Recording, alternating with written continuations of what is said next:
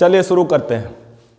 आज हम पढ़ेंगे श्वसन के बारे में। जंतुओं में श्वसन, जंतुओं में भी जैसे हम जंतु हैं ना, बहुत सारे जंतु होते हैं। तो हम आज जो श्वसन पढ़ेंगे वो मनुष्य में श्वसन की प्रक्रिया पढ़ेंगे। जंतु अलग अलग होते हैं, सब में अलग अलग श्वसन प्रक्रिया होती है। पौधे में श्वसन प्रक्रिया अलग होती है, पता है ना आपको। जैसे जो मछली है, मछली सांस लेती है, जो श्वसन करती है वो अलग तरीके से करती है। उसके अंदर कुछ अलग स्पेसिफिक चीज़ पाया जाता है। कभी मछली को देखा है ऐसे सांस लेती है तो यहाँ ऐसे फूलता पचकता रहता है। तो मछली श्वसन दूसरे तरीके से लेती है। मनुष्य श्वसन कैसे करता है, वही कपाल भारती रामदेव वाला जो भी बताए थे। तो हंसो मत, सुनिए। श्वसन के बारे में मनुष्य में पढ़ेंगे तो पहले जान लेते हैं श्वसन क्या है। आप लोगों को तो जनरली यही लगता होगा श्वसन मतलब यही है श्वसन, लेकिन श्वसन यही नहीं है। श्वसन इससे कुछ बढ़ के है। श्वसन क्या है? सांस लिया, सांस छोड़ा, ये श्वसन नहीं है। ये इससे हो क्या रहा है, हमारे खाने का पाचन हो रहा है। कैसे हो रहा है ये समझना। जैसे ये हम सांस न लें अगर ना तो हमारा खाना नहीं पचेगा। काहे हंस रही बिटिया?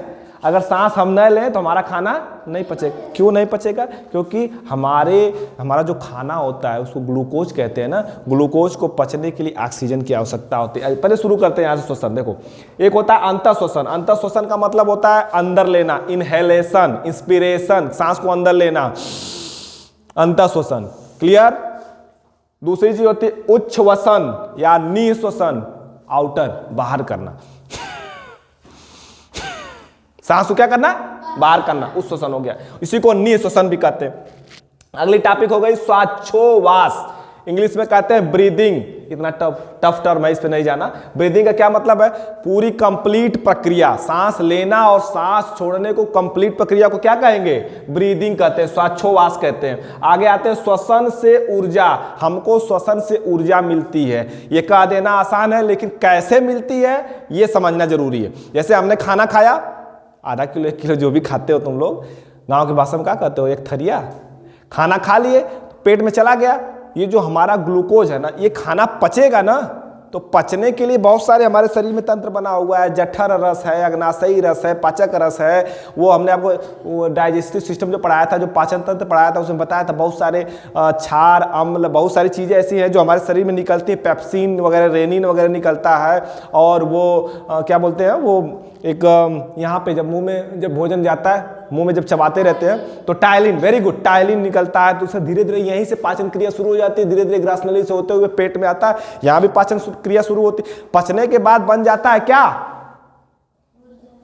नहीं, ऊर्जा कब बनेगी? भोजन पच गया, अब उस ग्लूकोज में ऑक्सीजन चाहिए होती है।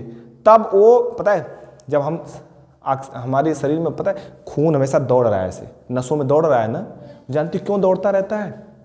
क्योंकि फेफड़ा जब यहाँ से खून फेंकता है ना, धक धक धक धक धक धक धक यहाँ से करता है फेफड़ा ना, तो खून को फेंक रहा है। पंपिंग सेट देखा है?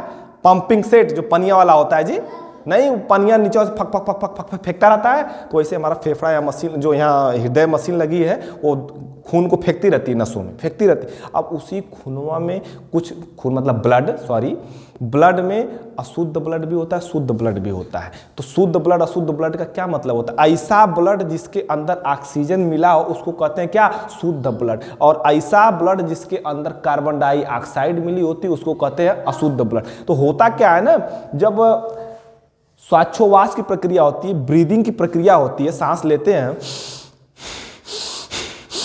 सांस लेते छोड़ते हैं, तो जो ऑक्सीजन जा रही है, देखो बाहर से हम जब ले रहे हैं अंदर ना, तो केवल ऑक्सीजन नहीं जा रही, सारी हवा जा रही है, लेकिन हमको जरूरत है सिर्फ ऑक्सीजन की।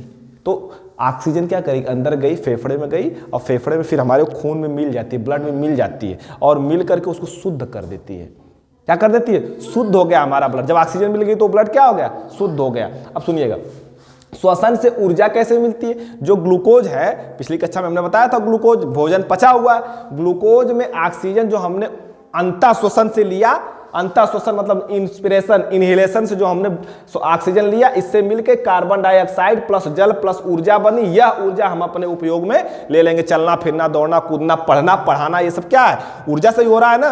ये कार्बन डाइऑक्साइड जो निकल रही है इस क्रिया में, श्वसन वाली क्रिया में, इस कार्बन डाइऑक्साइड का क्या होता है, पौधे उपयोग कर लेते हैं। पिछली कक्षा में पढ़ाया था प्रकाश संश्लेषण, फोटोसिंथेसिस, उसमें पौधे में भोजन बनने की प्रक्रिया का वर्णन किया गया था कि पौधे क्या करते हैं, इसी कार्बन डाइऑक्साइड को लेते हैं प्लस थोड़ी सी नीचे से जड़ से पानी लेते हैं। प्रकाश, सूर्य का प्रकाश और हरिम की उपस्थिति होती है और उसकी उपस्थिति में बनाते हैं क्या, अपना भोजन बनाते हैं, ग्लूकोज बनाते हैं। तो हुआ क्या, देखो इसमें सिस्टम क्या है, हमने उपयोग किया किसका, ऑक्सीजन का। हमको जरूरत है ऑक्सीजन की, हम ऑक्सीजन लिए और उससे बनाए CO2। ये CO2 को पौधे ले लिए, हमारा भी काम हो गया, उनका भी काम हो गया। कैसे, जब पौधे अपना भोजन बनाएंगे तो वो क्या निकालेंगे, ऑक्सीजन निकालेंगे। उस ऑक्सीजन को हम ले लेंगे, फिर हमारे अंदर क्या निकलेगा, CO2 कार्बन डाइऑक्साइड। उस कार्बन डाइऑक्साइड को पौधे ले लेंगे, तो उनकी भी जीवनी चल गई, हमारी भी जीवनी चल गई। ठीक है, 2-3 टॉपिक देखना, श्लेष्म है, एपिग्लाइटिस है और श्वसन दर है, तीनों क्या होता है। श्लेष्म सुनो पहले, जैसे